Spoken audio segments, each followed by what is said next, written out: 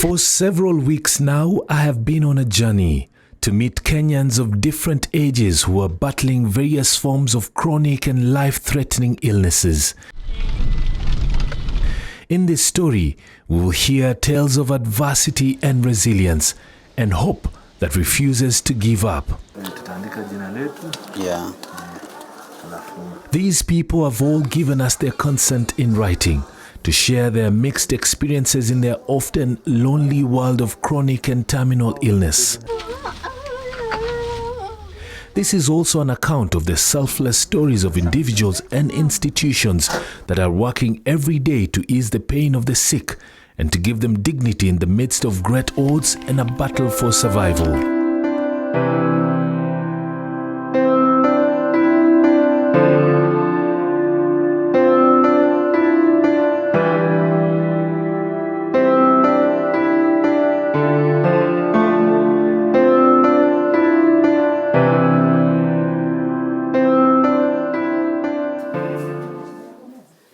The Kenyatta National Hospital in Nairobi is a public tertiary referral hospital.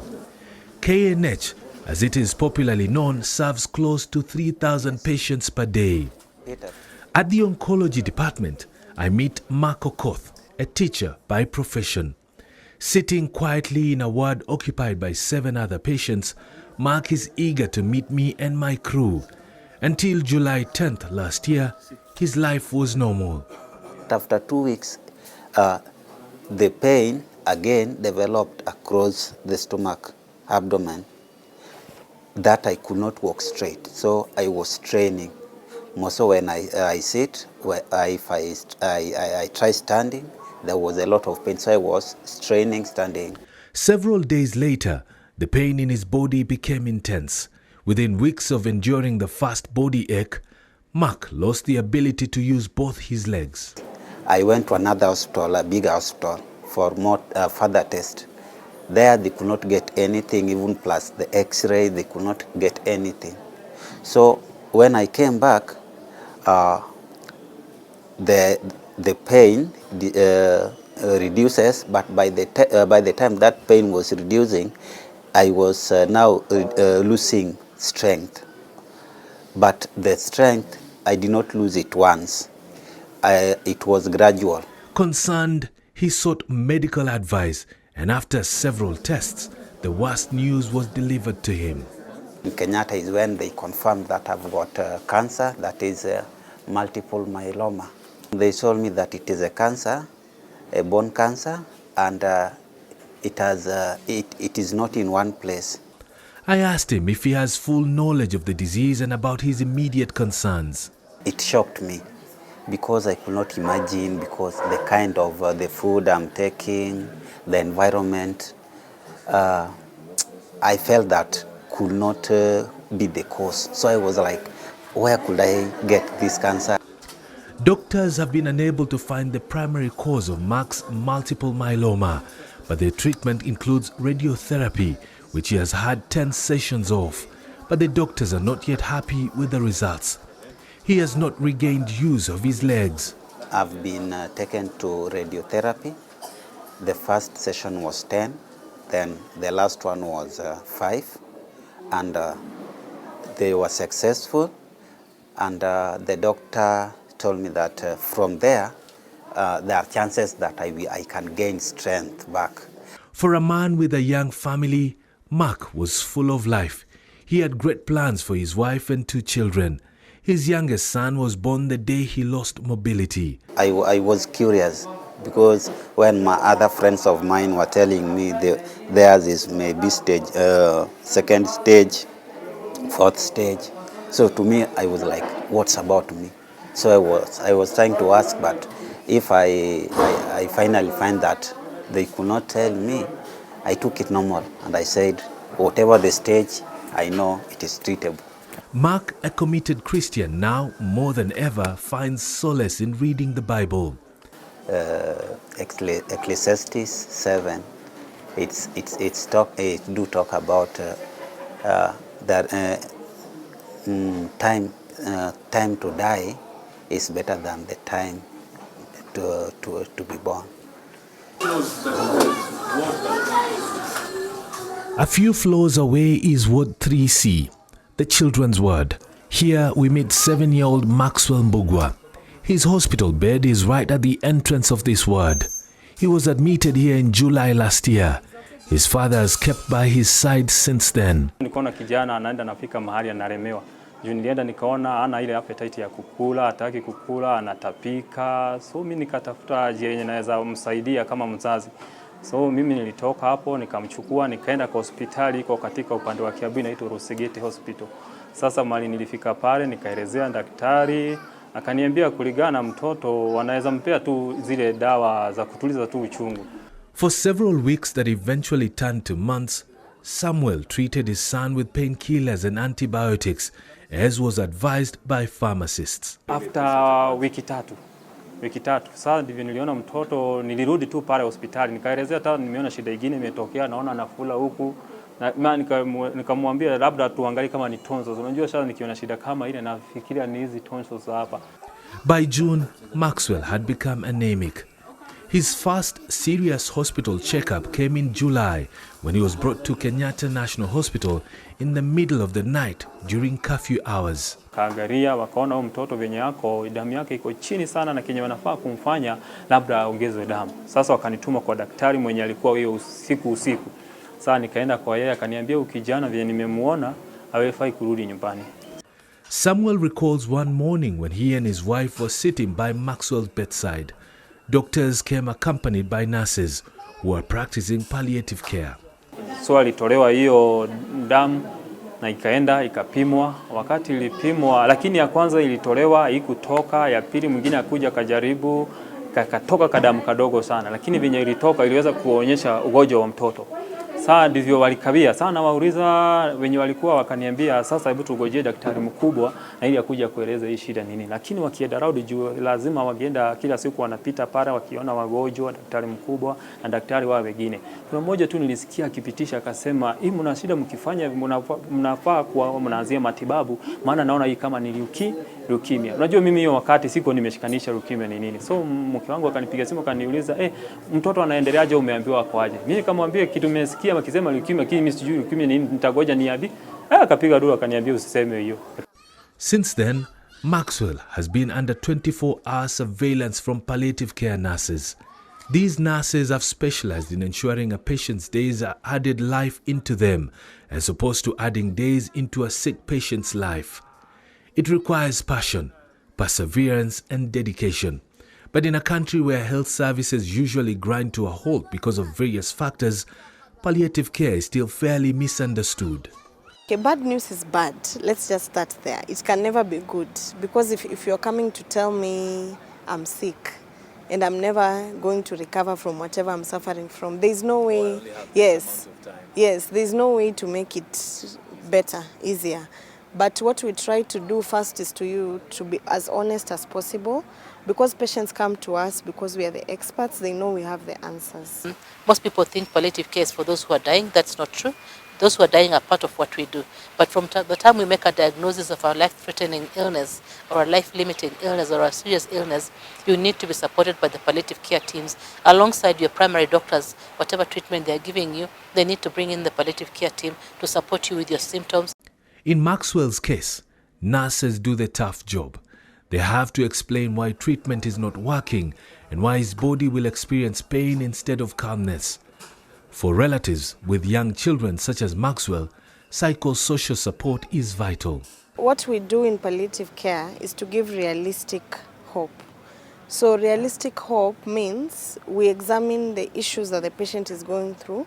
So if it's an illness and we've gotten to a point where we cannot cure it, rather than saying there's nothing more we can do for you, the language we use is to tell the patient we are not able to cure this disease. So if we are not able to cure the disease, what other options of treatment are there? In the word of medicinal care, palliative services ought to have been rendered to patients with severe or chronic diseases once diagnosis is done.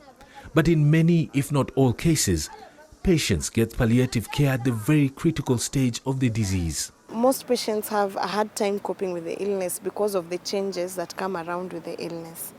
So denial is not a bad thing per se. I know most of us, we say patients are in denial, it looks like it's a bad thing.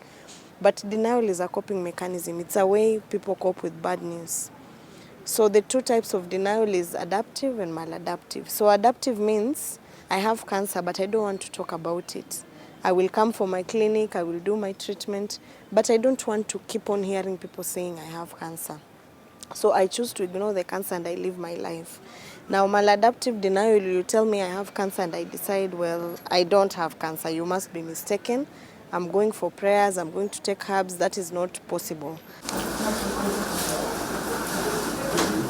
In another ward, with patients suffering from skin infections and diseases, I meet Maria Wanjiku.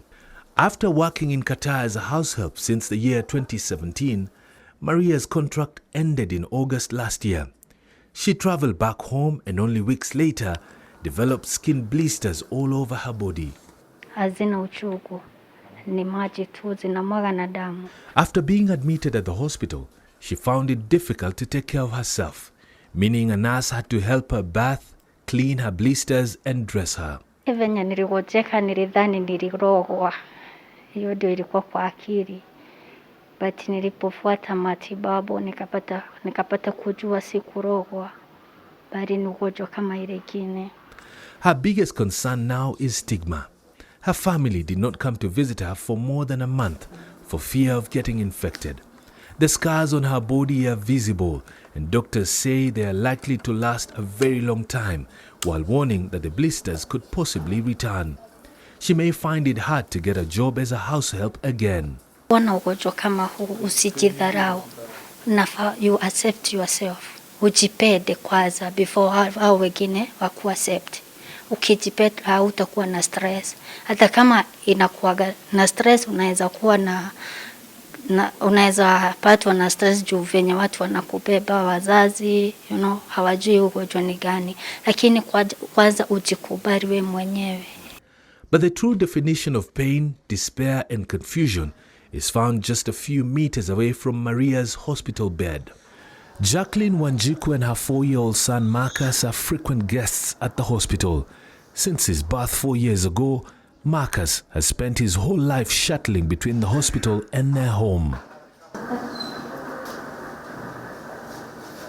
Marcus is suffering from one of the most terrifying autoimmune diseases the world has ever known.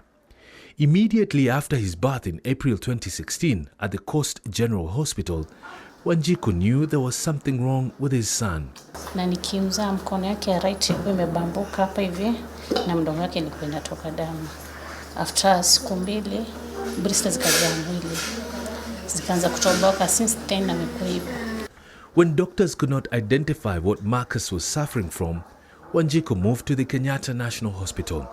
She recalls doctors using very long technical words to describe her son's condition. Marcus has epidermolysis bullosa dystrophica, a disease that attacks the skin. Waliniambia kuzinimza nayo ati ni kama venye mtu wa albino anazaliwa na albino haezi change, so hii ni jinsi yake kwa hivyo. The disease presents itself in the form of blisters, which with time ripen and burst, discharging pus and blood. They are very painful, we are told. Uchungu anao kuzikena kumuosha, hata kumuinua wezi muinua, kimuinua unatoka na nyama yake. Kuzi hata akiwa mdogo ile kushika mtoto kinyonyesha, sasa tukishika na yeye bado alikuwa anatokanga hizo blister. Kumshika ni ngumu, kutembea, haizi tembea, kuvaa nguo, haizi vaa. In order to provide him comfort every day, the doctor advised that he sleeps under this metal frame and beddings pulled on top of it. If you're wondering why, then here's the answer. Marcus cannot wear clothes at all. In fact, since he was born, he has been sleeping naked on top of bed sheets alone. His skin is so delicate that medics in foreign countries refer to the disease as the butterfly effect.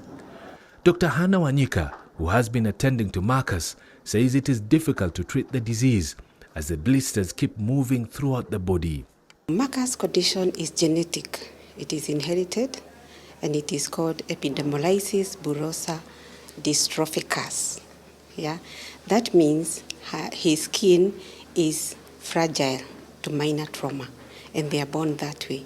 So a child will present with blisters at birth, depending on how they are born. If they are born by normal delivery, they'll have blisters on the head. Then when they start breastfeeding, they'll get blisters around the mouth. Ama wezi cheze na yeye? Si anakaa kwa bedi yako tu anacheza na wewe. Na hapa kuna friend yako? As a parent, Wanjiku's biggest heartache is not being able to shop for clothes for her son or take him to school. He simply cannot go outdoors or under the sun. Nimetamani sana naweza tamani hata ile venye mtu anashikanga mtoto wake mnatembea naye. Naweza tamani sana hata niseme kuja hapa hosivo. Sijai atimbeba tunaenda. Mtu tunatafutanga mtu anatutoa home, anatupeleka kwenye tunaenda hosi hiyo kumbeba bado inachangia. Venye niliambiwa ati ni jinsi zake ataguro hivyo. Nimechanganyika nashindwa. Maisha ni ngumu kuishi bila nguo. Mimi hata sijui kama nika understand. They should be out in the sun because the sun is important for their skin. What we told them is whenever they are out, they have to be protected. Protective gear. If it is the scalp, they wear a helmet. If it's on the elbows and the knees, they wear protective clothing. If they are the socks, they have to put on thick socks with shoes every time. Wanjiku is not able to work because she has to constantly keep a close eye on Marcus. Her husband abandoned them because he feared the hospital bills will be too huge to cater for. Naishi na wazazi wangu. Isipokuwa ni wazazi wangu hata sijui.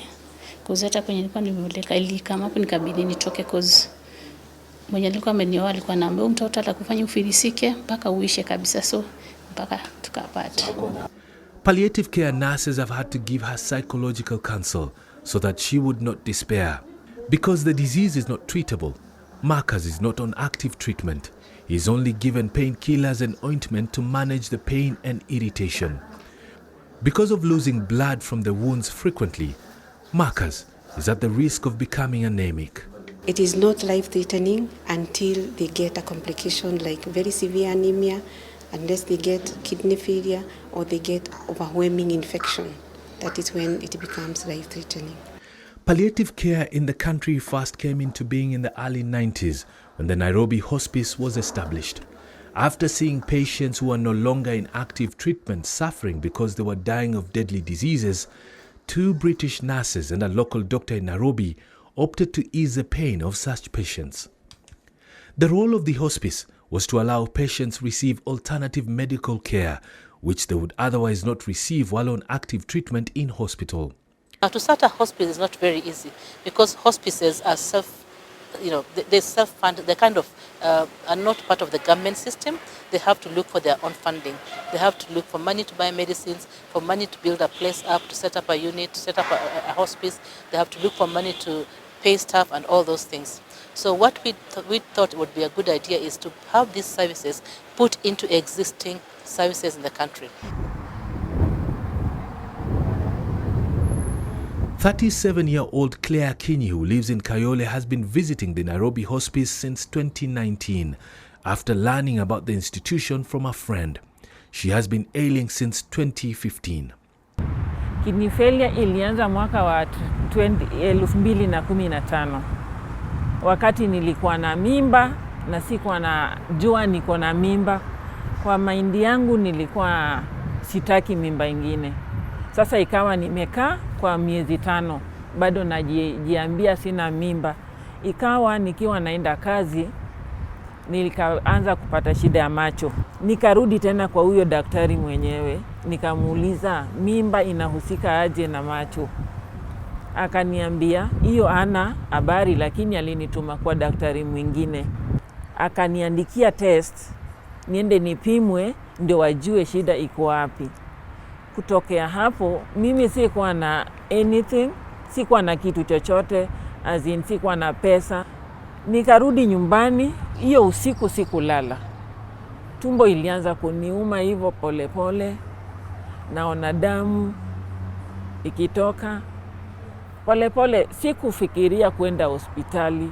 Kufika saa 8 usiku nikaona sasa mambo yakaharibika. Damu inatoka mingi na ndio hiyo mtoto alitoka na hiyo usiku akiwa amekufa. Her health deteriorated, and when further tests were done, Akinyi was informed that she was suffering from chronic renal failure. In other words, her kidneys had lost the ability to function. Sikuwa najua kidney failure ni nini bado.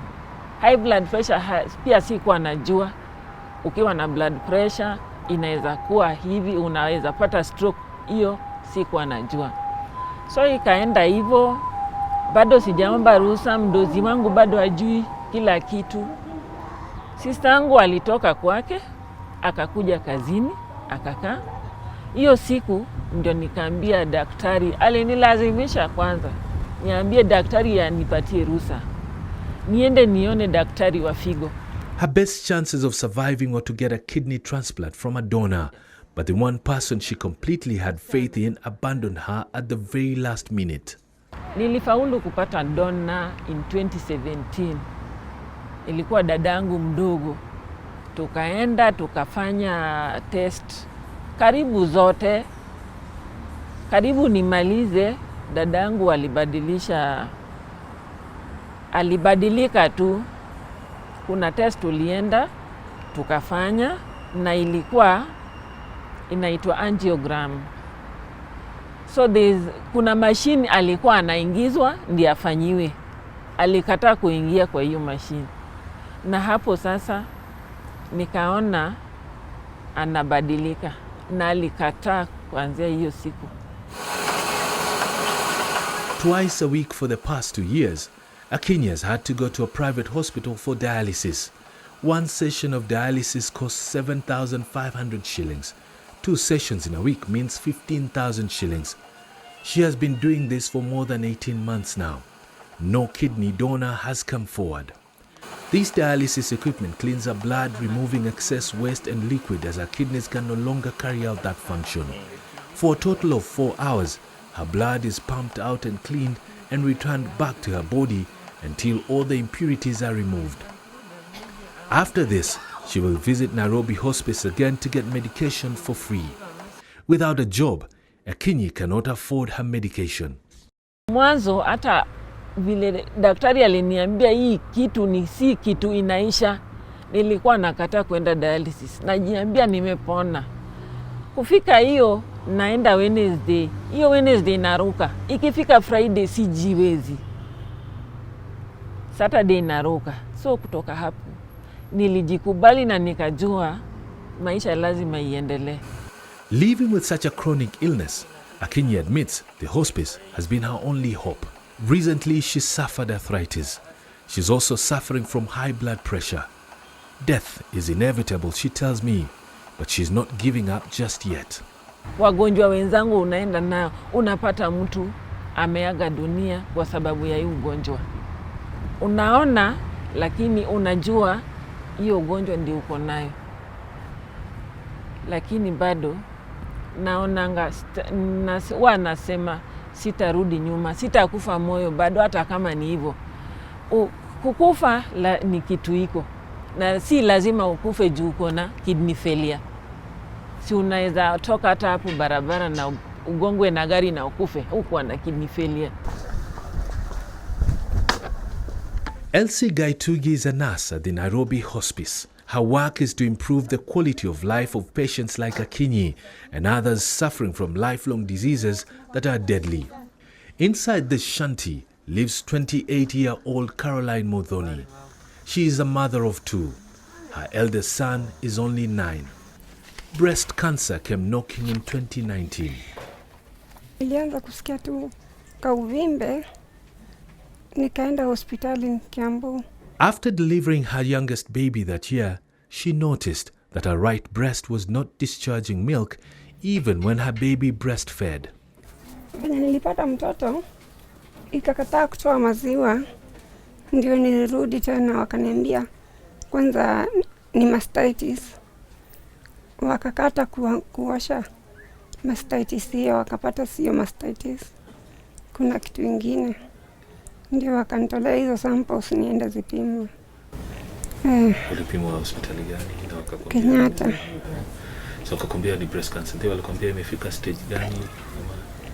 Ya kwanza ilikuwa imefika stage 2. Lakini sasa kwa ukosefu wa pesa kwenda kemo juu, nilienda kemo moja Nikirudi ya pili nikapata imefika stage 4. The disease had become deadly as it had moved from her breast to other organs. Waliniambia imefika mpaka mapafu. Sasa hakuna kitu naweza jifanyia hata kidogo. Hata kuamka hapa ni kuamshwa tu. Since tumjue ako na kidonda kubwa hapa kwa breast yake. So wakati tunamtembelea, kitu ya kwanza, the very basic thing is food. Nobody can live without food. So ile wakati tuko na chakula tutamletea kuhakikisha ya kwamba atakosa chakula. Kitu kingine ya maana ni dawa. Kansa iko na uchungu mingi sana. So tunampea dawa kuhakikisha anaendelea na maisha yake ile kawaida kulingana na kiwango yenye anaweza fikia. Alafu kitu kingine kuongea. Nobody knows how to live alone. So there is a lot of psychological pain along cancer. So what we do, we come, listen, have a moment with her so that she relieves most of the burden. Psychological pain it goes down a bit. Cases of misdiagnosis or late diagnosis are not new in this country. Many patients have seen their lives cut short because of this. So just why is it becoming common for medical practitioners to fail in diagnosis? Nauliza Mungu sana, kwa nini mimi? Kwa nini ugonjwa imekaa hivi? Ni ukweli wagonjwa wengi watauliza niko na muda gani wa kuishi. Lakini kifo na kuishi hizo ziko juu ya sisi kuelewa. Hakuna mtu anaweza ambia mtu kweli kesho wewe unakufa. Ile kitu tunafanya ni hata wakati tunapea mtu matumaini, you give realistic hope. Don't give unrealistic hope because it's similar to lying to a patient. One thing that remains even in palliative is honesty. We tell the truth. That doesn't mean breaking someone's hope. You just keep their hope alive, but realistic. It's a harsh reality that the communication aspect of medical care is deficient in many cases. I'll probably blame it on, number one, on the training of healthcare workers. Well, if it was reference to my own training as a doctor, probably not much was paid around communication, like or breaking bad news or breaking difficult news to patients. To an extent, I think those are things that you probably learn along the way. So I think there's that foundationally there's that challenge that training institutions probably dwell too much on the science and the medical bits of it and forget about communication, and because sometimes communication is done but done the wrong way. Another challenge is the ability to return biopsy results in good time. Many a times, public hospitals like KNH are jam-packed with samples from thousands of patients from all over this country, making it hard to conduct tests in laboratories urgently and efficiently. Before you engage a patient up to a point when you are informing them the diagnosis, it will probably take a bit of your time, and sometimes I think the pressure is on.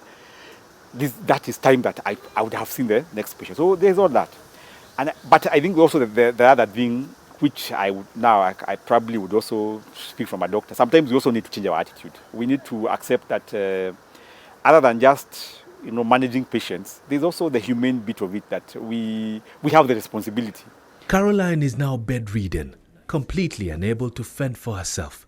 She only has a neighbor who attends to her daily needs. Elsie has been conducting home visits every 2 weeks, sometimes without transport. She has left all else in order to give Caroline attention. Every patient wants to know their diagnosis. One, it might be because they want to prepare their life. They want to plan themselves on what to do and when. And again, to know if the money they're using for treatment is really helping them. And the treatment itself, is it needed or not? And they'll come to you because they want you to tell them the truth. But the truth is, nobody wants to be told they are dying tomorrow or the day after. The only thing they want is to know they won't be alone, even as they face the death itself. Our healthcare workers have not fully understood that palliative care should start from the beginning. It's not only not that, but some of them even know that it should start from the beginning, but they still hang on to their patients. They hang on to their patients for many reasons. Maybe they don't want to give up because we have been told our job is to cure.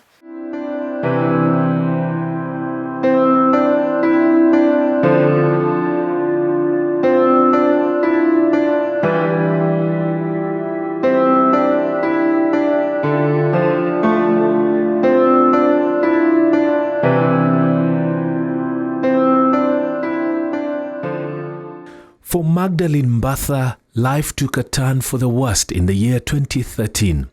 She suffered meningitis, and during medical tests, they discovered she was also HIV positive. Shortly after, she developed fibroids.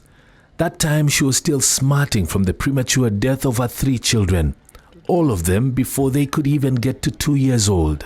Sababu mtoto wangu wa kwanza ni wa 99, alikufa. Wa pili ni wa 203, wa tatu wa 205. Wa mwenye saa niko naye ni wa 07, ako class 8. Saa nilikuwa na mafikira sababu bwanangu alikuwa na pesa, anauza magari. Hataki kunipeleka OC nikimwambia ni mgonjwa. Nikimwambia nipeleke OC, ananipeleka private. Unajua private hawawezi kukuambia. Sasa wakati ile alinipeleka hata sikupimwa kitu, tu ni kudungwa shindano. Sasa kutoka hapo ndio nikaanza kuanguka, nasikia kiu kila saa. Sasa nikakuja hapa nikalazwa. At one point, she wanted to end her own life and that of her last-born baby. Sasa Ravis tumbo tena ikakuwa kubwa. Nikikuja hapa kwa Dr. Moni, sasa nikamwambia huyu mtoto nitamnyonga, mimi ninichinyonge. Sasa Moni akaniambia, akanifanyia counseling, akaniambia kujinyonga si solution. Utakuwa unakuja hapa unaona watu wengi, wengine hawana miguu, wengine hawana matiti. Na wewe unalilia ugonjwa wa HIV na madawa. Mnapewa na serikali dawa za bure. Sasa akaniambia atanitibu hizo fibroids. Sasa mimi Monifa nyali nifanyia counseling. Unajua wakati huo nilitoka hosi, kwanza nikamngoa mtoto meno 8. Si venye kichwa ilikuwa inanionyesha nifanye. Nikamnyoa nywele. Nikamtandika akiwa class 1. Namwambia unafaa kwa university. 8 hivi sikalikuwa class 1. Nikamwambia sasa babangu akiniambia kwa nini unachapa mtoto? Nikamwambia aende akachukua wale tumezika huko nilikuwa nimeolewa au ndio wake. Sasa nilikuwa namchapa hata shule naenda nasema achapo. Si fenye kichwa si ni meningitis. All along her parents took her in, watched over her and prevented her from harming herself and her child. Her daughter just completed her KCPE exams last month and luckily her daughter is HIV free. Magdalene says her first step to healing was accepting the lifelong disease and forgiving her husband for infecting her. Unajua wakati huo nilikuwa mwendawazimu, nilikuwa natoka nyumbani nakuja, mimi ni Mkatoliki. Natoka huko kwetu na miguu nakuja huko Kathindo. Kwetu ni huko juu, Mbuni juu. Nakuja huko Kathindo. Sasa father akaniambia bwanako sababu alioa ukiwa wewe hujakufa, si ni laana. Akioa huo unamwambia huyo bibi. Mimi siongopangi, hata mamake nilienda nikamwambia huyu mtoto wako umwambie aache kushikisha watu HIV. Today, Magdalene is one of the most enthusiastic champions of palliative care in Machakos. Matumaini yangu ni Mungu aniweke nikunywe madawa, nifurahi na watu wale wengine, ndio nimsomeshe mtoto wangu. Because of availability of antiretroviral drugs, many say it is easy and possible to survive HIV for a very long time. But the same cannot be said about other chronic illnesses. At the top of this hill in the outskirts of Machakos town, one gets mesmerized by the sheer beauty of the scenery.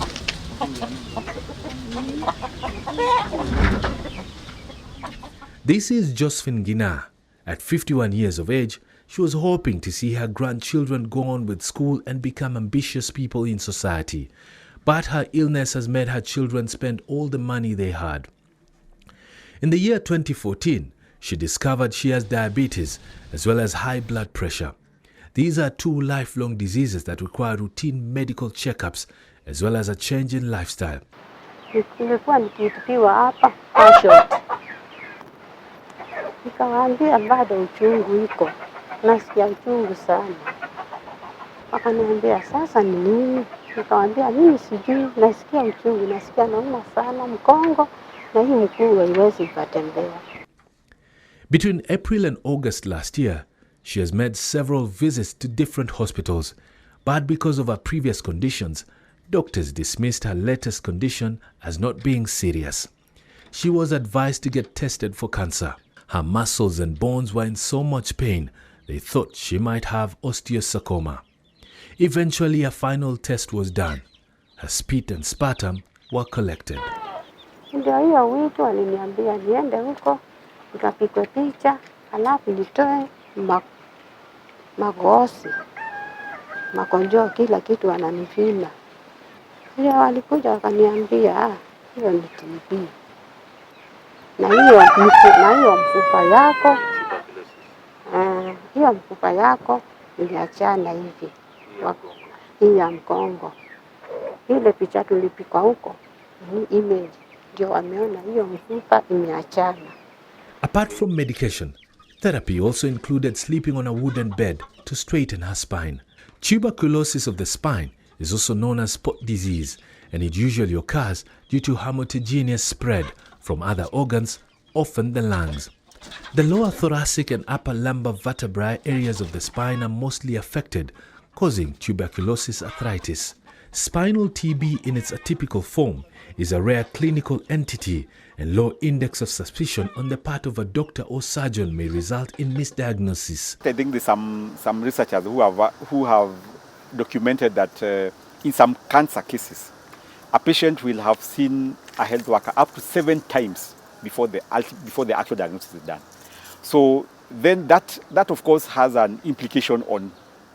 huge implication on palliative care, because number one, it means that the diagnosis for this patient is delayed. So in terms of managing that problem, whether it's a cancer, let me use the example of cancer.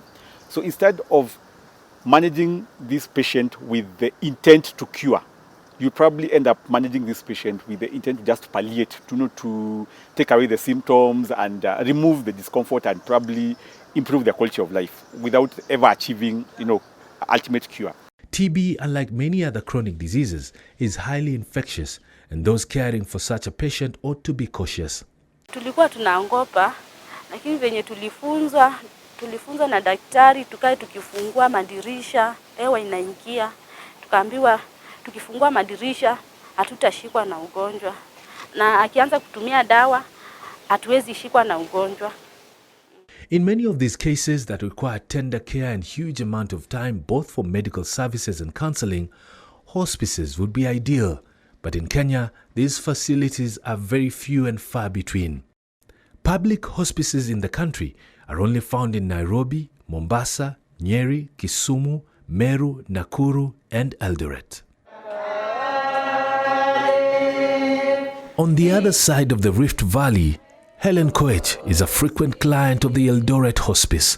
She is one of thousands of beneficiaries of this facility that is located in a quiet neighborhood. Here, patients can get the tranquility they need as they nurse different kinds of ailments. At first nilistuka, ilibidi nistuke, alafu baadaye nikapatiwa tu guiding and counseling, nikaelewa na nikakubali kufanyiwa surgery hasa ya the breast. Ilikuwa anaona kidogo ni anakaa sasa hana breast moja, ambaye kwa kawaida mwanamke ni furaha yake akiwa na breast zake yote mbili, lakini tulitembea na yeye pamoja, tukaongea, tukamwambia hiyo ni hali ambayo itakuwa kama kawaida. But running such facilities is a Herculean task. Because of the huge number of patients who are not on active treatment, a hospice requires resident staff, nurses, a doctor, counselors, and in many cases transport logistics for home visits, especially to patients who are unable to walk. Kuna ile breast ambaye inawekewa ile artificial, ambaye yeye hata hakuona maana, alienda akajitengenezea yake, ambaye tungefurahi sana kama angepata the right thing, lakini ni vile hatujapata donor ambaye ameweza kumpatia. This is the only vehicle available at the Eldoret Hospice. It can hardly transport very ill patients, and it is not very useful when visiting patients who live in difficult terrains within Uasin Gishu County. I think palliative was introduced a bit late, even in the medical field. It was not introduced early enough. So many medical practitioners have not understood maybe palliative, what it entails. So if we could do education, even the palliative to be included in our curriculums, in the MTCs, in the medical field, then they would understand why these patients need palliative care right from the day they are diagnosed. Every healthcare provider, everybody who's trained to be a doctor, a nurse, a pharmacist, a medical social worker, should understand the principles and concepts, the basic principles and concepts of palliative care. So that if I'm graduating as a young doctor and I'm faced with a patient who needs palliative care, I'm able to start giving that care at that time. Helen, who was a caterer at a hotel in Eldoret, has stopped working because of the recent harsh economic times. She has spent a total of 230,000 shillings so far on treatment. 50 kilometers from Eldoret town is a little business center known as Moisbridge.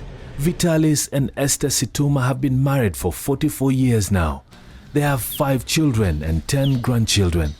Their humble homestead is a typical farm setting found in many localities within the Rift Valley province. Their relationship is a true definition of the words for better or worse. While still in his teaching career 21 years ago, Vitalis started experiencing a sharp pain on his tongue.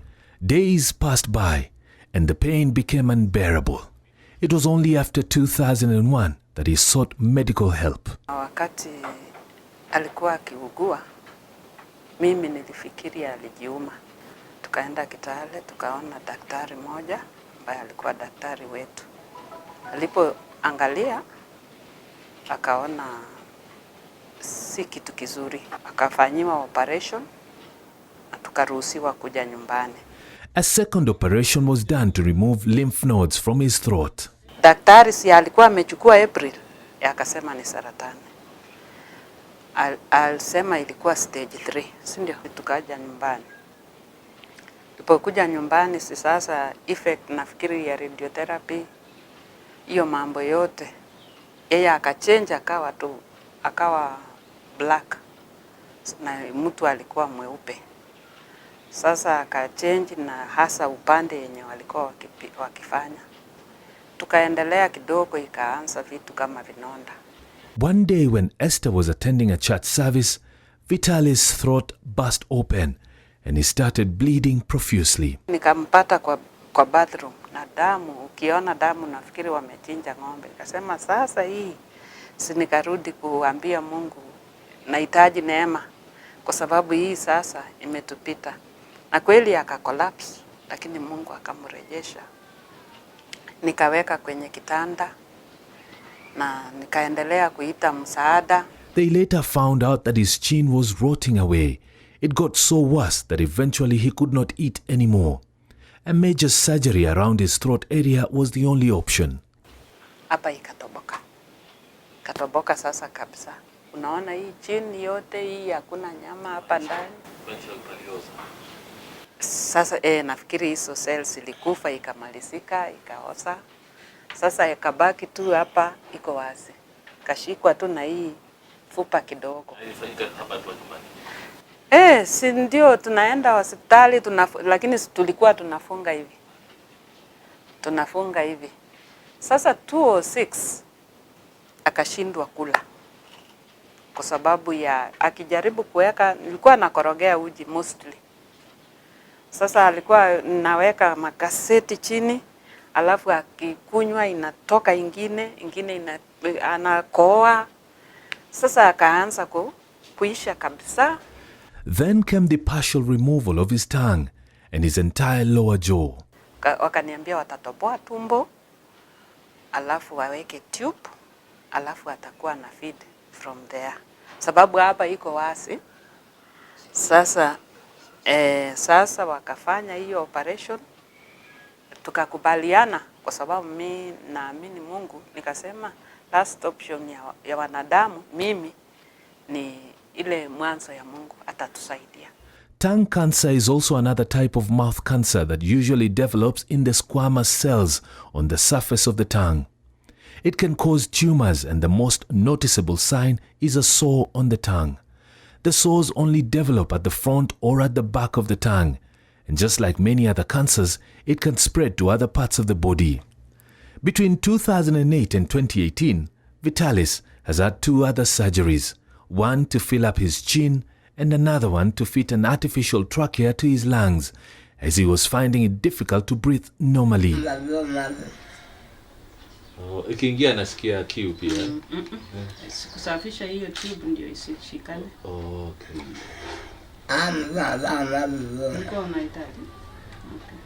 I ask Esther what has kept her going all these years. Haijakuwa rahisi kwa sababu ni kitu kigeni ambacho si kutarajia kama mke ambaye nitaishi naye katika hali hii, kwa sababu nikisema 44 years, for 20 years tulikuwa watu wazima, lakini sasa tunaona hii miaka nyingine iko inaendelea, ni mwaka ambaye ni vitu au kutarajia. Kitu muhimu ni kile ambacho kinanisaidia mimi ni kujua Mungu. For this couple, the cost of treatment has not come cheap. Kwa kweli maisha haijakuwa rahisi. Tulikuwa na ng'ombe, tukawa na shamba, watoto pia. Unaona sisi watoto wetu, ugonjwa ilianza kabla hata watoto waja. Sasa unaona hali haijakuwa rahisi kwetu sisi na watoto wetu, kwa sababu ili affect the whole family. Lakini kitu muhimu, Mungu ametusaidia. Tumekuwa na marafiki kama hospice. Hawa ndio wametushikilia. Baba, umeshiba ya chakula ya mchana? Na jioni ungetaka tukutengenezee nini? Okay, umeelewa, chakula chochote ambacho itapatikana yeye ndiye atakula. For several years now, the Kenya Hospice and Palliative Care Association has not been able to establish more hospices in the country because of lack of funds. But in order to fill this gap, Kehpca opted to integrate palliative care into public hospitals by acquiring space within the hospitals. A palliative care patient should be able to go to any hospital to access services that they need. So we were able to manage to convince the government that it's important for us to integrate palliative care into the public healthcare system.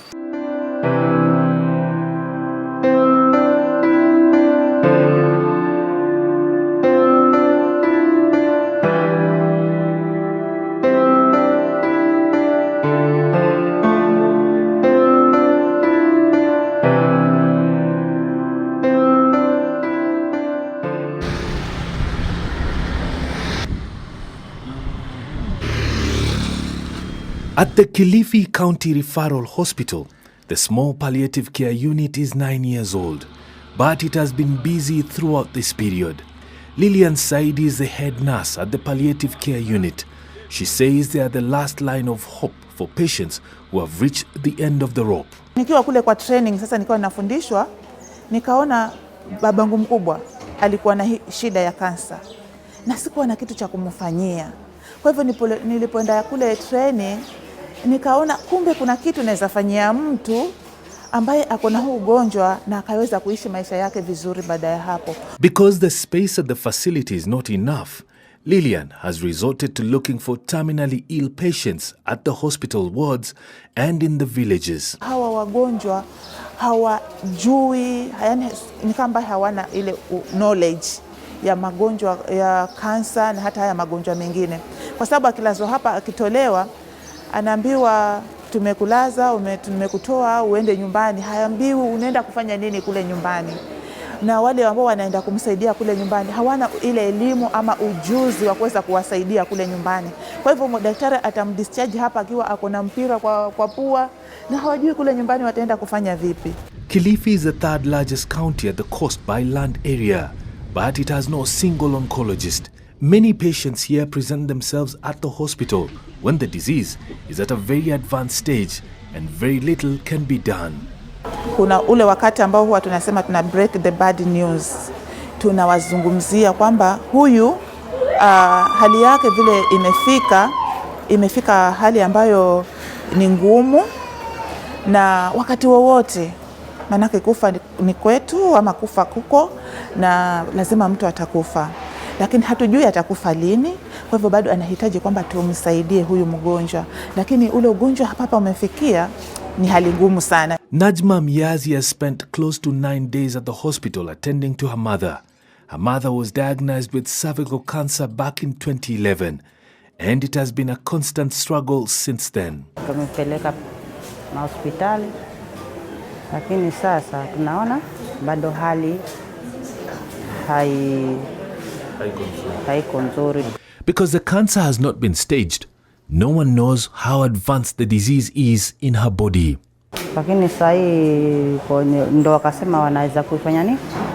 Kuizuia ili ichomelewe iishe. Lakini inaonekana sasa vile amechelewa na matibabu imeanza tena kuamba. Sasa ndo hatujapima sasa kujua sasa imefikia wapi. Kama ndo bado inaweza kutibika pale imefikia ama haiwezekani, hatujajua, maana hatujapima tena sasa. This family is caught between a rock and a hard place. They have no money to help their mother get an X-ray or CT scan. And even if they manage to do any of those, they would have to take the images to the Koth General Hospital in Mombasa for an oncologist to determine the extent of their mother's illness. Maana hatujajua kwamba manake wamekuja asubuhi hapa wakasema vile tunaona huyu mama hizi ugonjwa alionao, hata mkakaa hapa mtakaa na matibabu ni yale ya ambalo toa hapa, lakini haisaidi. Sasa hapa la kufanya kama kutibu mambo ya nyumba, muendelee huko nyumbani. Wamesema hapa tena hawawezi. Hawawezi. Wamesema tayari kwamba hawawe. Na kama mmesikia inazidi, muangalie hospitali mbele, yani ya kupanda kwenda mbele. Usirudi tena huko nyuma. Kama ni hapa umekuwa na tuwaona hadhiwi, kwani kama unaona imezidi, usije hapa maana haita. Ikiwa muuguzi wa madaktari anakuambia hivi, moyo unasikiaje? Nasikia uchungu, sasa nifanyaje? Many sick people die at home because they usually grapple between paying for treatment for a disease that will not go away and putting food on the table. We realized that after 1 year of working with cancer patients in Kilifi back in 2017, we did our preliminary results and we realized 51.9% of our cancer patients had died. And we know the number might even be bigger. Charles Karisa is the man in charge of the health docket in the county of Kilifi.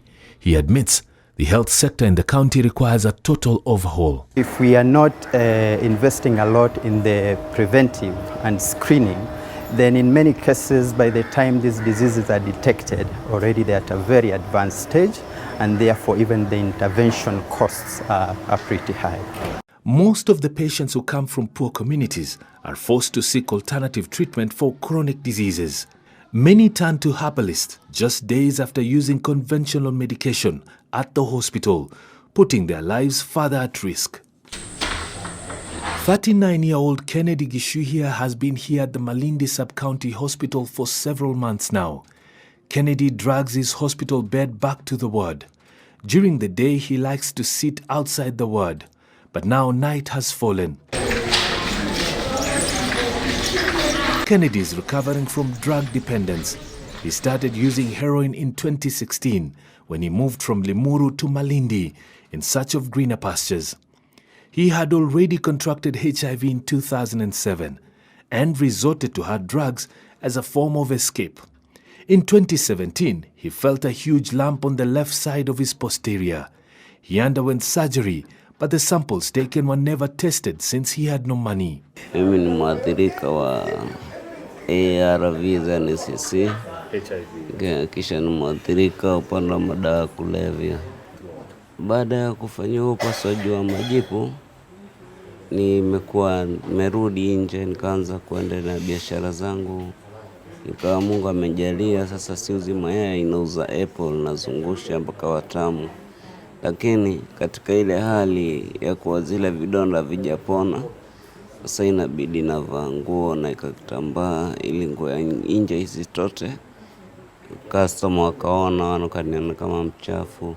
Sasa nikawa ni kitu secret kwangu. Last year, he was finally told he had a certain type of cancer after several lumps popped up in different parts of his body. Huu mwezi ndio nimekuja kugundua ni saratani. Lakini kwa sababu ya naona kwa tuko na daktari wachache wa surgery, ndio maana nateseka hapa. Alice Changawa, a nurse, has dedicated most of her time to take care of Kennedy. She helps him to bath, clean his wounds both on the rectum and the groin. She also fetches pain medication for him. I asked her why Kennedy rarely gets information about the status of his disease from the doctors. Kennedy anajua kwamba mimi si daktari, siwezi kupasua, nimemwelezea. Lakini nimempa tumaini ya kwamba jana nimeongea na surgeon na akasema naja. Na kweli leo amekuja surgeon. Akaja akamuona na akasema atafanya kesho. Pili, nimeongea na madaktari wamtoe damu. Kwa sababu akienda theater lazima awe na damu. Na wamesema watamtoa damu, wapime, by kesho iko tayari.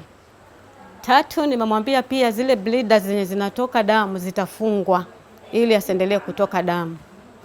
Nimechukua dawa kutoka Palliative, kuna dawa hospitali inatupatia bure. Nimekuja nazo hata nikamwonyesha Kennedy za kuzuia ile damu isiendelee kutoka kwa kasi. Na tena bado tunamfanyia counseling ili awe na ile subira, kwa sababu akivunjika moyo basi ile nayo huwa ni nafasi ya kumfanya pia mtu anaweza kufa, si kwa sababu ya ugonjwa, kwa sababu ya kukata tamaa. Niko nao tamaa, lakini sasa hii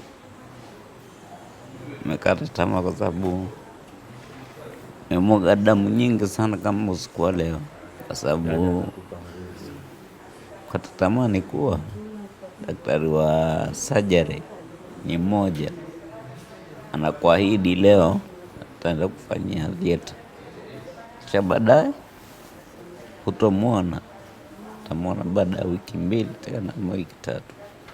Kennedy was scheduled to have another surgery, but the surgeon has not been available for weeks. He is also not sure how he would pay for treatment, even if the surgeon were to be found. Kile ningeomba kama kuna wahisani waweza wasaidia, na pia kwa wengine waweza, kama pengine ni hii hospitali haina daktari wa kutosha upande wa upasuaji, waweza kuongezewa ili mtu mwingine mwenye matatizo kama haya asipate zile shida ambazo napita. Maana niko hapa kuanzia Januari hapa hospitali. Yeah. Na wasieti wao walikuwa kwa migomo, wao walikuwa bado wanaendelea na kazi mpaka sasa ni mwezi wa 3.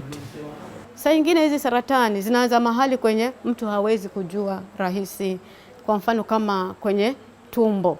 Sasa hajui, anaona ni gasi, mara hasidi hawezi kumeza, mara kitambo afanywe scan ndio ajue ni hiyo, inakuwa muda tayari umeshaenda. So hizo ni baadhi ya zile changamoto. Kennedy Gishuho is actually our MAT client number 252, and so he's very senior. He must have been towards the first year when MAT started in Malindi, and so he had been coming to the clinic, and I remember seeing the mass initial stages. And so you see, and now it's staged, now it's in a different shape altogether. And now it's actually, it's popped everywhere. So I wonder, I also think to myself sometimes that might we have saved that? What we've been hearing is if you have a chronic illness these days and you go to the hospital, NHIF says we will not pay for you because you want you to pay 2 years upfront. So of course 2 years upfront means maybe for Mama Wanjiku there, 12,000 Kenyan shillings. 12,000 Kenyan shillings is maybe what she makes in 6 months, who knows?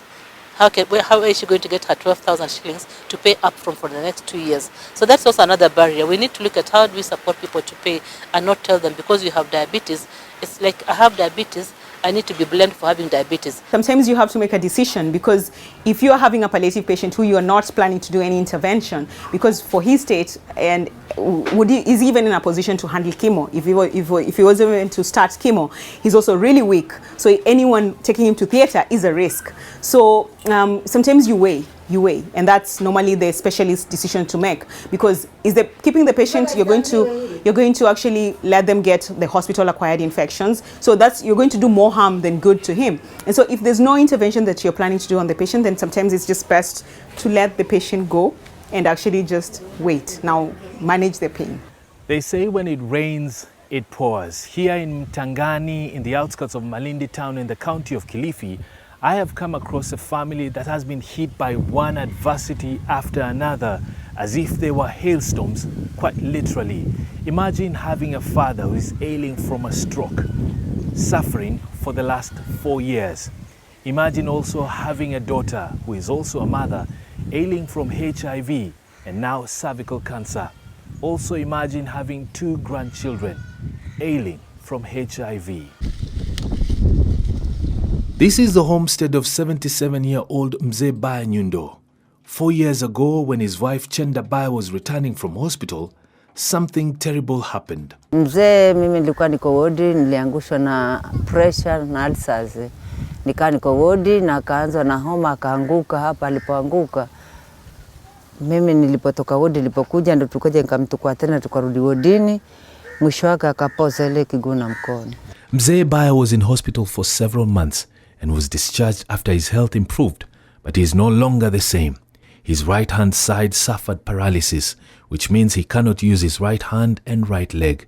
He lost the ability to talk and can hardly comprehend things. Changamoto yake ni kwamba ni kila kitu muangalie wewe pale. Hawezi kufanya tena kazi, isipokuwa sasa amerudi kama mtoto mchanga. Inside this shack, on a wooden bed, is Rehema Baya. She is the 4th child of Mzee Baya and his wife. At 29, Rehema has become completely incapacitated. After living with HIV for over 10 years, cervical cancer put her down in March last year. Ule ugonjwa ambao sasa umemweka kwa kitanda, basi ni mwezi wa 3 mwaka jana. Mpaka sasa ndo bado hajapata nafuu mpaka sasa hivi. Kulingana na scanning zilisema ni kansa. Lakini pia kabla ya hiyo kansa kulikuwa kuna majaribio ya ugonjwa mwingine tena tofauti. Ilikuwa na AIDS. Since November last year, Rehema has not been able to do anything for herself. She's now relying on help from her mother and her sister and 2 brothers. They feed her, wash her and turn her time after time so that she doesn't develop bed sores. Tumejaribu kivyovyote kutoka anatembea mpaka kufia wakati huu dadangu hawezi tena kutembea. Tumejaribu lakini tumeshindwa kufikia hapa tulipofikia. Tumejaribu kwa njia zote dadangu awe atasaidika, lakini tumeshindwa dadangu mpaka kufikia wakati pale dadangu amefikia hawezi inuka tena. Dadangu tunamsaidia. Nasikia hukumu, sasa tufanya nini? Sikia kuchomeka, lakini sasa sina uwezo, tafanya nini? Na sina msaada tu. Itabidi nika hivyo hivyo. Hapa kusema kweli sioni rafiki kuleta kitu chochote ama kunisaidia. Isipokuwa hivyo kungangana. Rashid Baya is now the sole breadwinner in this family, but he's only a casual laborer and his meager earnings are hardly enough. Kwa sasa tumekubali ile hali kwa sababu kuna ndugu zangu wawili watatu walikuwa hawajakubali hiyo hali, lakini tunashukuru Mama Alice akawaita akaongelesha na kwa sasa tumekubali hiyo hali. Tunasubiri Mungu atusaidie tu. Despite being ravaged by poverty, this family has stayed united, fighting every adversity together. From attending to their father on a dilapidated wheelchair to caring for their sick sister and even providing protection for Rehema's 2 children who are HIV positive, they remain a closely knit family. On this day, Alice, the caregiver from Malindi Sub-County Hospital, has brought the medicine which includes painkillers and ARVs for Rehema and her 2 children, as well as supplements from Mzee Baya. The hospital has also sent Alice with some foodstuff.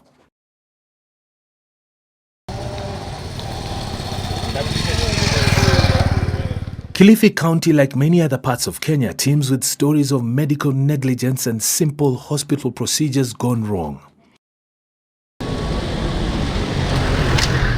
A few kilometers from Malindi town is the home of Lucas Abio Babu. Together with his wife, they have 2 children. One more is on the way. But this couple is unhappy. This is Alan Babu Abio. He is 8 years old. We find him sitting in a reclined position on this couch, his father stroking his feet gently.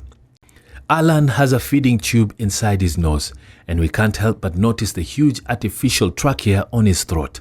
It is a tool that is keeping him alive. Alan was not born like this, his father tells me. Tulikuwa tumeingiliana sana na kijana Alan. Tulikuwa tumeingiliana sana. Kwa sababu hakuna mahali mimi naweza enda kama haendi. Alikuwa na condition nyingine ambayo ilikuwa inamsumbua sana. Alikuwa na hizi tonsils. Zilikuwa zinamsumbua sana pakubwa, yani hiyo last year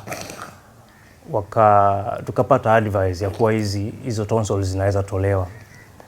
So sasa sisi kwa sababu ya kumsaidia mtoto tumechukua hiyo advice. Okay. Tumeenda Maimun, hapo ndo tulipata usaidizi wa kuwa hapa tunaweza wafanyia hiyo, kwa sababu tulikuwa tumeona watoto kama wawili tayari walikuwa mbele yake, walikuwa wamefanyiwa ikakuwa successful. No. So we got that confidence ya kuwa this is a good facility. The operation was to take only an hour. Lakini sasa mambo ilienda muda mrefu sana. Sasa imefika mahali paka tukakuwa na wasiwasi. Tukashindwa ni vipi mtoto amekaa sana huko theater.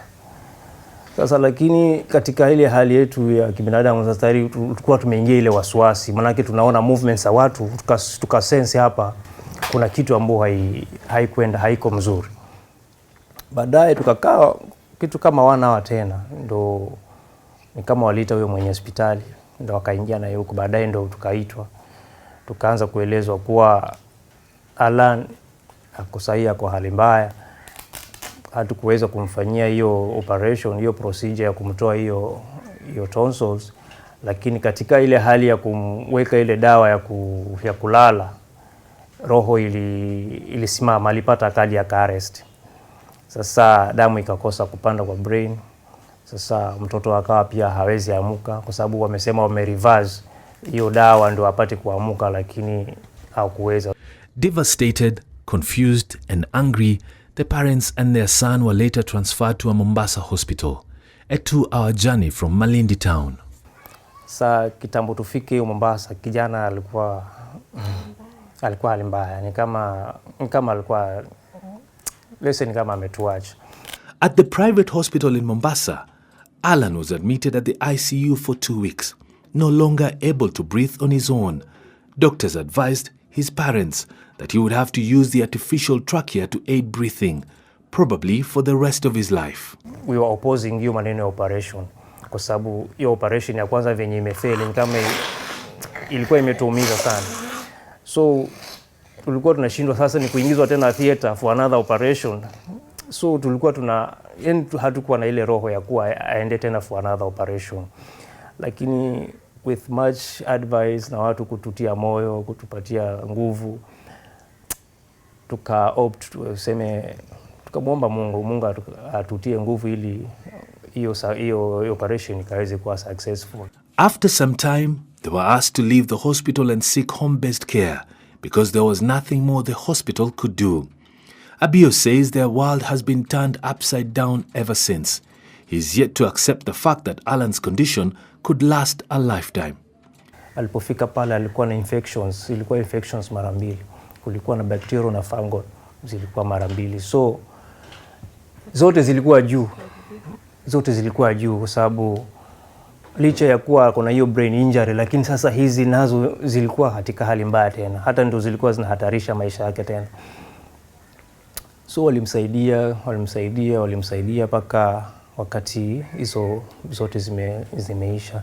What pains Abio even more is the fact that the hospital responsible for Alan's brain damage has never accepted responsibility nor accorded them any apology to date. Hata wacha kutake responsibility, hata imagine salamu peke yake kusema mtoto anaendelea vipi, they haven't. So to be honest, bado tuko na machungu na hospitali.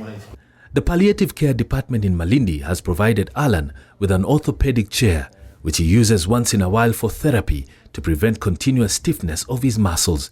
He also has an orthopedic mattress. Abio and his wife say since he suffered brain damage, he only sleeps for 2 hours, meaning they have to take turns to wake up, turn him, and observe him until he falls asleep again. I leave Alan's home with many questions in my mind. How a team of medics that possibly included a surgeon, nurses, and an anesthetist would be so reckless and ruin a child's life completely and seem not to care. What should happen in such situations?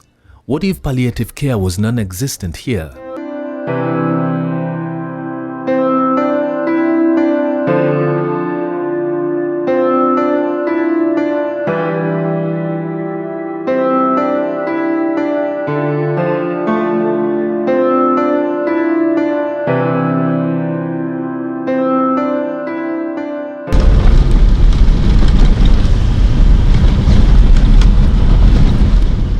Rift Valley Taabu constituency, a combination of lush green and dry vegetation, leads us to Kimberilo Hospice.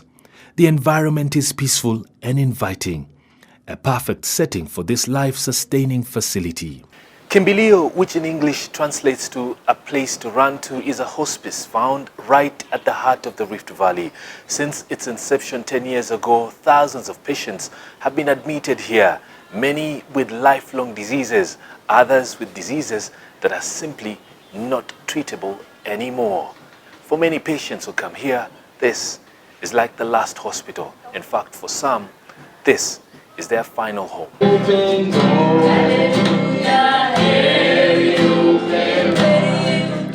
Inside the facility, I find nurses and patients singing. The ward setup is orderly and neat. There are only 3 wards here, one for children, one for women, and another one for men. This hospice was started by David Tarus, together with his American wife, Allison. Tulipokuwa tunatembelea wagonjwa katika hospitali ya Referral Eldoret, ulikuta ya kwamba watu wenye ugonjwa saratani, paralysis, watu ambaye wanachukua vitanda, ambaye watu ambaye wangekuja kutibiwa na kuondoka haraka, hawa wanakaa kwa vitanda hiyo kwa muda mrefu. 39-year-old Sarah Isaac is critically ill. Born without the ability to speak or hear, Sarah did not indicate to anyone that she was dealing with a crisis in the making. In September last year, things took a turn for the worst. Sasa wakachukua biopsy, wakasema itachukua 2 weeks. Sasa tukaona karama itakuwa juu, tukaamua tuende naye nyumbani. Sasa kwenda naye nyumbani tukashindwa malezi. Alikuwa tu sawa, lakini alikuwa anasema kuna kakitu kamefura tu, ukishika ni kadogo tu hivi, lakini haikuwa inamuuma sana kiasi tu. The biopsy results revealed that she has stage 4 cancer of the breast. She's getting too weak to even communicate through sign language. She has a very big open wound. Wanafanya dressing, wanampea dawa ujungu, chakula pia anapata kama diet ya kawaida. Sasa tumeona hapa ni afadhali, tena ni karibu, alafu sasa tunaweza kuja tukamuona wakati yoyote na referral tu kwa tunaruhusiwa. She's happy though. Her sister is getting all the care and attention she needs, even though it is too late.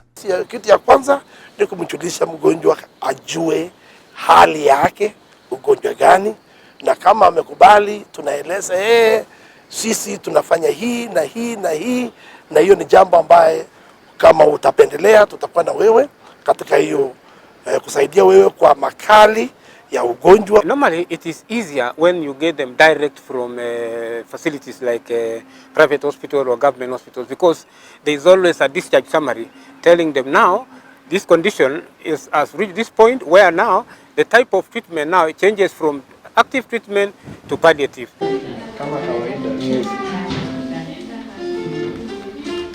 Kenneth is 26 years old. He is from Aldai, Nandi County, but is a student at the Taita Taveta University, where he is studying for a Bachelor of Arts degree in horticulture. He was admitted here on 20th February this year, after his leg was amputated. Okay, the problem started just in 2012 when I just felt some pain on my left leg, and it just kept graduating, and it became something more severe. So the village people don't like things about the operation, going to surgery, anything. So I had to do my own means and find a way of getting to referral hospital. Despite his new challenge, Kennedy decided to soldier on and study. After amputation, I went back to school. I have been in school until recent that this problem again started appearing on the chest. the chest now developing the same problem. Kimberilo is now his new home as the cancer in his body continues to spread. The problem with this cancer is that the pain, you don't feel it from outside, it is from the bone. Even now, it is, yesterday I realized that it has brought something that is, you can touch it and feel like it has grown. It is not like the previous days. Caroline Chemisunde has been taking care of Kennedy since his arrival. They have developed a bond equivalent to one between a sister and a brother. Ya kwanza, kama hautakuwa na relationship mzuri, utajua changamoto yenye mgonjwa anapitia. Kwa sababu ilichukua muda ndio akaniambia Saidi kuhusu nyumbani vile hata nilipoenda nirudi ananiuliza mbona umeenda sana, kwa sababu the rapport create the first day ya kwamba I'll be your sister and I've been where you are. Tutatembea na wewe, tutakusaidia in case uko na shida yote, tutaona vile tutakusaidia. So you reassure the patient ya kwamba I'll be with you. Kwa sababu wanajua the journey of cancer is so long and it's so painful. I knew that when I will go to chemotherapy, all will be well. But my worries is that on Monday I was supposed to go to chemo, but unfortunately my NHIF will be active on April because I did not pay for some time. And the money that was required for the first session was 41,000. And for now, even the family cannot cooperate. At home, everybody is like doing their own activities. They are not much concerned with maybe me. So they feel like I am too much burden to them. Kama Kimberilo, our aim goal ni offering hope. So if we give hope to him ya kwamba, even though the family is not there, I have somebody else who can take care of me, mwenye ataniosha, atanipa chakula, na at the end of the day, atakuwa amefurahi. He told me the story of the family. So he has gone through a lot of counseling. We have done a lot of counseling. That's why he's saying he can't harbor any kind of grudge or whatever, but we still want to let him cool down and then call the family. We will follow up until the family come here and then see the boy and let the boy they reconcile. Because home they told me they don't have money. So I had to use my own language to get money. Sometimes I feel like they have given up on me. If I see them, no, I don't carry any bitterness on them. I understand how they feel when I am in such a condition. Kenneth has only recently registered for the NHIF cover, and even though a well-wisher helped him pay the entire 6,000 shillings required annually, he had to wait until one more month before he could use the cover. Donors who might at some point change and say, okay, now we want to fund another thing, and it will also lessen the burden on the family members. Because whatever cost they are paying, the NHIF would pay, and maybe we would provide more services. We would have expanded this place to 50, to even 100, or even have some others in different places. So for sure, NHIF should really come in as an intervention for post-treatment. When we went to meet with the CEO last year, he was very positive, and he asked us to do some quick costing for oncology palliative care. So Nairobi Hospice did some costing of their services, and we delivered this to him. And he said he's going to look into it and incorporate it into the package. We don't know what the package is right now. If I knew what the package is, I would be able to say they have started covering or not. But these are things that are never really disclosed to people. I think they need to be more transparent. NHIF, UHC, whatever it is, they need to be more transparent and say this is what we are going to do for oncology, for NCDs, for palliative care. Like with our packages, a cancer patient can accrue even up to 1.2 million shillings a year in terms of benefits, from the chemo, from the radiotherapy, from surgery if it's required, etc. So that would be there. Now, going towards palliative care, now, because of the nature of also that treatment, in terms of insurance, it is not, like a standard benefit, though we are actually looking at introducing that in form of a package. But even those patients at that time of need, should they need to be hospitalized, the benefit is still there. Aaron Kipchirchir is also admitted here. While working at a farm in Dalat, Nandi County, his friend tripped while they were carrying a huge log. The weight fell on him, causing his spine to snap. He is now paralyzed. Bas nikafanywa operation, nikakaa for 1 week pale referral. Nikarudi nyumbani. Nikakuja nikakaa nyumbani for 3 months. Nikapata vinonda. Silitokesea mkuu. Juu siku hiyo si kwa hata nikipenduka ama si kwa nikipenduka. Sasa vinonda sikatokezea pande hii na nyuma. His wife, who was expecting a baby at the time, could not help him much, so he ended up here, where his bed sores were cleaned and treated until they healed. He has been undergoing physiotherapy on a daily basis, something he never experienced at a public hospital. Sina haraka hata. Bora tu tumeongea na watoto, wako salama. Mtu akitaka kuja kuniona ni sawa, lakini asipotaka ni sawa. Juu sasa hata mimi nakaa sawa niko nyumbani sasa. Hauna mafikira? Hakuna. Sikai hata mimi ni mgonjwa. Sisikii hata ninasikia niko sawa sasa. Unajua madaktari na wengine hawawezi kuambia ukweli. Ukimuuliza mwingine anakuambia nyingine. Ukimuuliza mwingine anakuambia nyingine. Sasa mwingine aliniambia inachukua time alafu unaweza tembea kidogo lakini huwezi tembea kama mwanzo. Mwingine akaniambia hakuna huwezi tembea tena. Nikasema bora uwai iko. Bora bado mimi naangalia watoto. Sina haraka. Night time, and the in-house chef is ready to serve today's special. Tonight, they will have ugali, kales, porridge, milk and soup. First to be served are the children. They are carefully fed by the staff who try to mind them just like the parents would.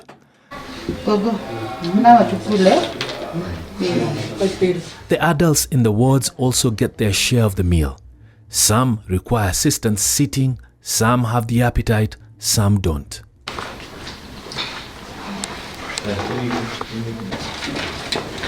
Sarah Isaac is one of the many patients here who need assistance feeding. Others cannot swallow and have to feed through nostrils. Each patient here receives personal attention, and the staff here have a lot of kindness. 28-year-old Rebecca, not her real name, is suffering from colon cancer. It is at an advanced stage, and her body is giving away every day. Tonight, she cannot eat. The pain is simply too much. Before long, they will finish eating and rest, and pray that tomorrow comes.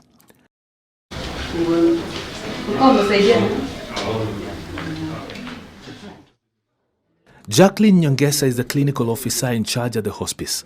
She ensures every patient who comes here gets the best under the circumstances. You'll find yourself attending to all those kinds of needs in a day without even realizing, because at some point you receive patients who have no families and now you have to be their family.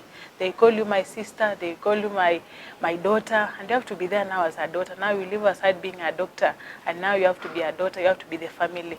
Once at the workplace, everyone here has to put aside his or her personal issues and focus on the patients. So this patient normally, and on their point also they have questions, they ask. Some of them know already what lies ahead of them, some of them don't, some know but they are still in denial. So as a clinician, and the good thing about Kimberilo is that we have our spiritual director also. There's an extent in which we go. Wherever you feel something is not in your capacity to answer, you have to call somebody to support you. Our mistake has been that we have not been training people at that level to understand what palliative care is. And this is what we have been trying to change in this country. In 2012, we were able to put palliative care into the nursing curriculum for nurses. So the nurses who graduate these days have a basic understanding of what palliative care is. Amen, hallelujah, amen, hallelujah. The following day, nurses and doctors join the patients in worship songs after breakfast. This is a routine that gives them spiritual nourishment every day. It is one of the ways of soothing their pain. The philosophy here is to recreate for these patients the atmosphere of one big caring family. Kwa kweli hii kazi ni ngumu sana na inahitaji ujitolee. Si ati unafanya kama ni kulipa mshahara, hapana, ni kujitolea like a service. Hii ni zaidi ya kazi. Kwa maana kama huyu mtu mwenyewe, mnajua wengi wao hawawezi kujisaidia kwa njia yoyote, na yeye sio baba yako, yeye sio mtoto yako, na unataka kumhudumia, lazima ukuwe na moyo. Sasa hiyo kazi ya kutafuta kwanza wafanyakazi hapa ni kazi ngumu, kupata mtu ambaye anajitolea na anajituma na anajiweka katika nafasi ya mtoto ya huyo mama, anajiweka katika nafasi ya mama ya huyo mtoto au mjomba ya huyo mtoto.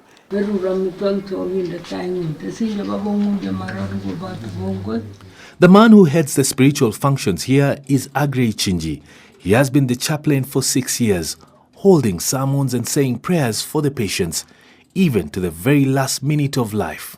Na hata pia kufacilitate their priests, wachungaji wao kuja kuwaombea, either ni kuwabatiza na mambo mengine kama hayo. So ninasimama ndani nikiwa nawasilisha mchungaji wao, inaweza kuwa hata wa Kiislamu, mimi nakuwa pale kuwapatanisha na jamii ya kanisa lao.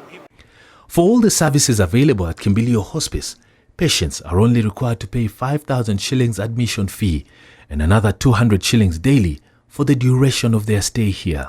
Unajua pale, sijui nitasemaje hata.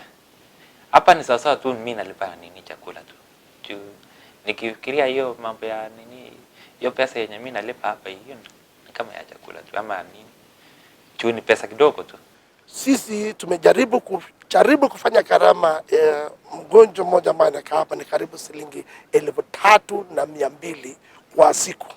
Tukijaribu kabisa kwa mafinyo, lakini tunapatia mgonjwa mwenyewe alipe shilingi 200 katika hapa kila siku.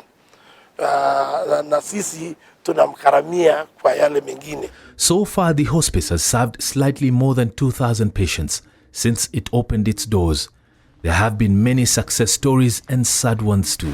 And bereavement has been the difficult part of the hospice care, because at that time maybe the family is away and you are there as a clinician and you are seeing this patient today, tomorrow you'll not be there. It has been the worst experience to us.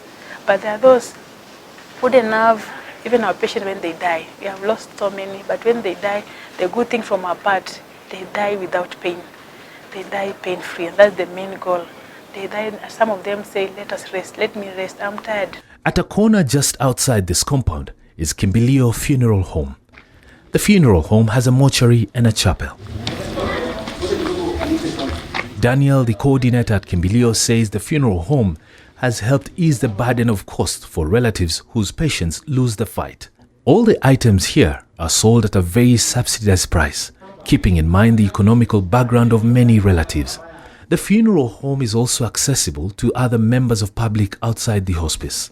Kwa wale watu wanatoka vijijini kuja kutumia hiyo funeral home yetu, inasaidia kupata mapato ya kusaidia kutibu wale wengine.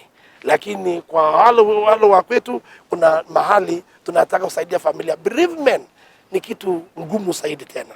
Na sisi hapa tunasaidia familia kwenda through. Kwa maana sio mgonjwa sio wetu tu wakati alikuwa anapona. Hata kama maaga, familia pato ni yetu. I leave Kimberilo Hospice after having met new friends for 2 days with great hope that the patients will pull through and get better, while the employees will continue caring for them with unwavering dedication. I can't help but wonder, what if hospices such as this one could be replicated all across the country? I've come to broaden my approach of understanding what really matters to the patient. And I've come to realize there are 3 very important things. One is that patient and his God or our God. Secondly is the human dignity of that patient. Please let me be clean, so that when my people come, they will find me clean, I'm in a clean bed, the toilets are clean, all the other places are clean.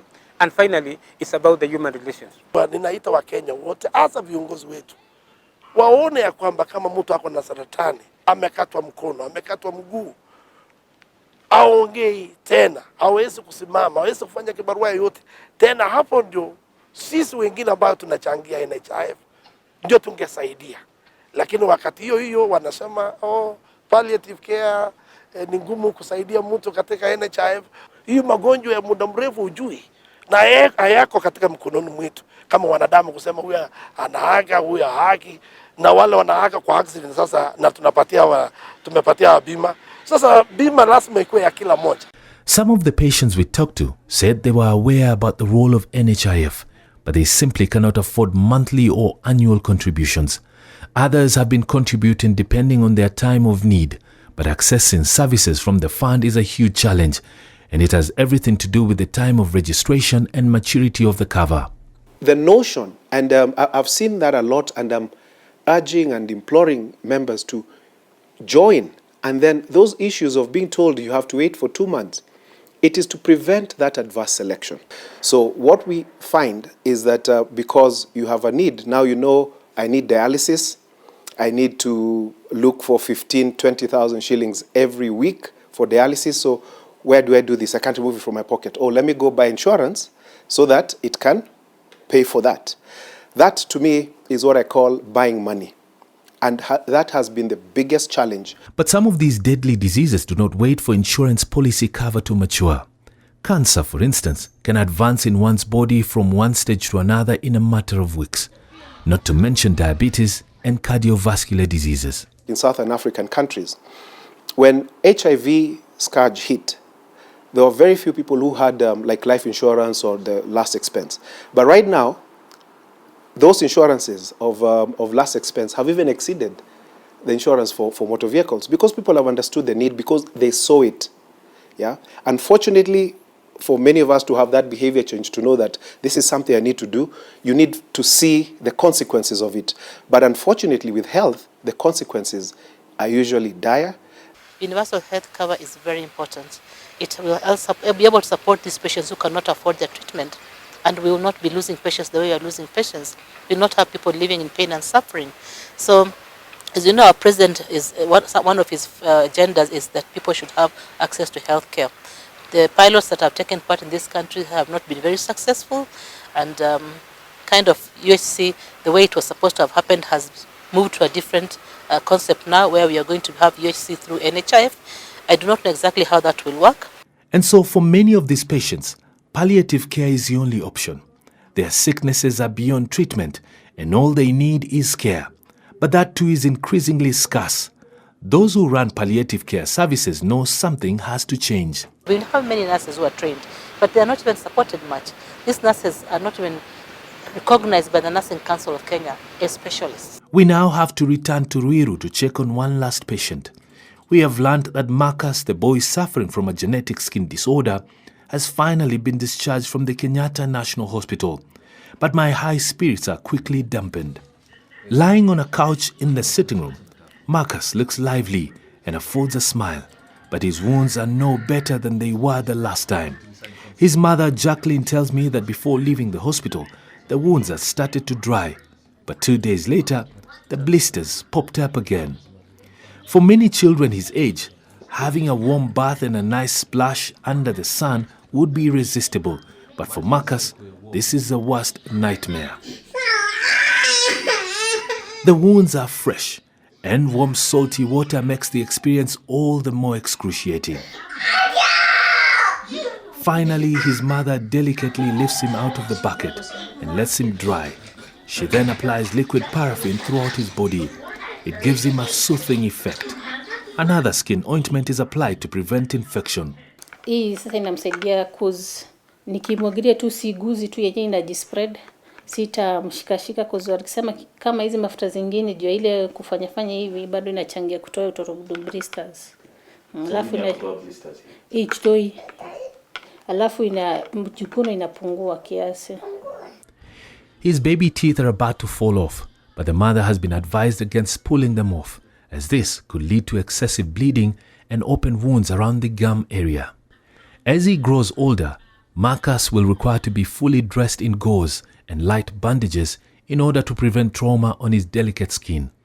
His will be a life that requires attention round the clock. Jacqueline too will need a lot of help in order to cope with her son's condition.